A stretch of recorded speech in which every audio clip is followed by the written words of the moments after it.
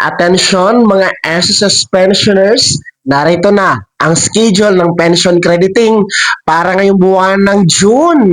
Pagbabago, aasahan kaya? Pag-uusapan natin dito sa video. Hold up.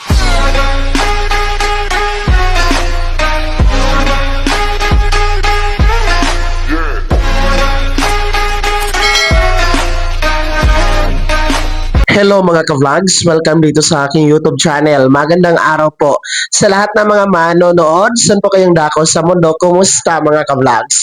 Eto mga pensyonado ni SSS dahil June 1 na tayo ngayon, pag-uusapan natin ang schedule ng pension crediting para ngayong buwan ng June. Aasahan nga ba ang pagbabago? Second tranche, meron na ba sa buwan na ito? Mamaya-maya, pag-uusapan natin. Pero bago ang lahat, kung bago ka pa lang dito sa aking YouTube channel o di kaya hindi ka pa nakasubscribe, abay click nyo muna ang ating subscribe button na nasa baba. Huwag niyong kalimutan na pindutin ang notification bell, ilagay niyo po sa all para naman updated ka sa lahat ng mga videos na aking i-upload. So eto na nga po no mga SSS pensioners, ang inyong pension crediting schedule ngayong buwan ng June. Ngayon kasi ay unang araw sa buwan ng June, no? June 1 tayo ngayon, araw ng linggo.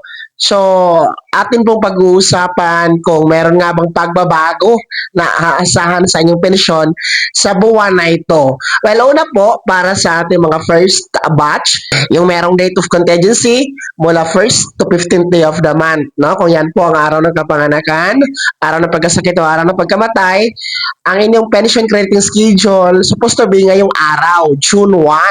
Kasi every first day of the month naman po yung schedule ninyo. Kaso lang po, linggo nga ngayon. No? Hindi po pwede mag-credit ng pensyon kapag natapat sa weekend, Sabado-Linggo. Di kailan po national holiday. So, ayun po yan sa circular ni SSS. At ang mangyayari, i-atras sa pinaka-last working day ni SSS. So, ang nangyari po, na-advance po ang pensyon para sa buwan ng June ng ating mga first batch.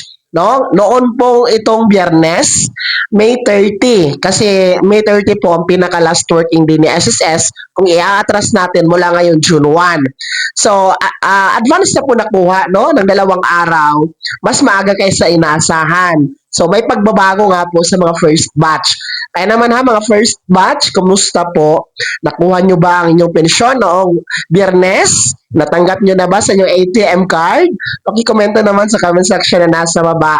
At sino dito sa inyo ang hindi pa nakatanggap? Naku po ha, baka hindi kayo nag-comply ng AKOP, kaya wala kayong natanggap. No? So, kayo na ang nakakaalam dyan kung nag-comply ng AKOP or hindi. No? I-comment nyo lang sa comment section na nasa baba para alam natin kung meron pa bang hindi pa nakatanggap o nakatanggap na ba ang lahat noong Biyernes para sa ating mga first batch. Well, dito naman po sa ating mga second batch SSS pensioners, yung merong date of contingency o araw ng kapanganakan, araw ng pagkasakit o araw ng pagkamatay mula 16 to last day of the month, no? Ang inyo pong pension crediting schedule ngayong buwan ng June ay June 16. Kung titingnan po natin sa kalendaryo, June 16 is araw ng Lunes. Hindi naman po siya holiday, so hindi din po siya natapat sa weekend. And i-expect talaga natin na regular crediting schedule ang para sa inyong mga second batch, and that is June 16, no? Third Monday of this month of June. So, regular crediting schedule ang sa inyo. Walang pagbabago sa schedule ha, mga second batch. So, dito naman po tayo sa pagbabago sa halaga o pensyon. Meron na bang dagdag? Meron na ba ang second tranche? Aasahan na nga ba ang increase ngayong buwan ng June? Well, ang direktang kasagutan, wala pong dagdag. Wala pang second tranche, wala pang increase. Lagi ko itong sinasabi sa inyo kasi marami sa inyo ang namimisinterpret, nagsasabi na bakit wala pang second tranche? No? Intindihin niyo po palagi ang sinasabi natin, sinasabi ko.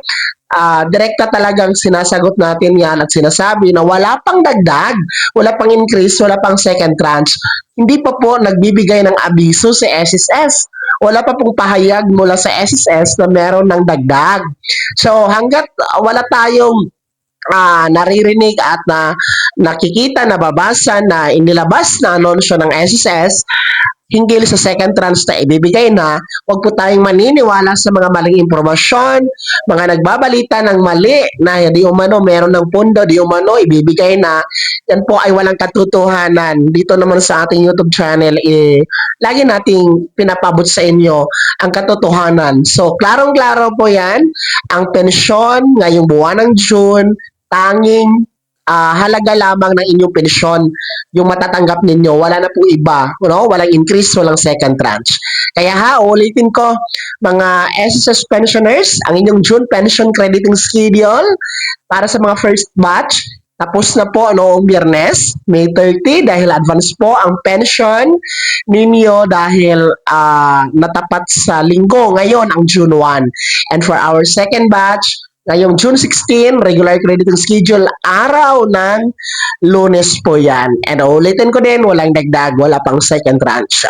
Kaya naman mga SSS pensioners, ano po yung komento at reaction sa balitang ito, ibahagi nyo po sa comment section na nasa baba, pakilakip ng buong pangalan at kung taga saan kayo.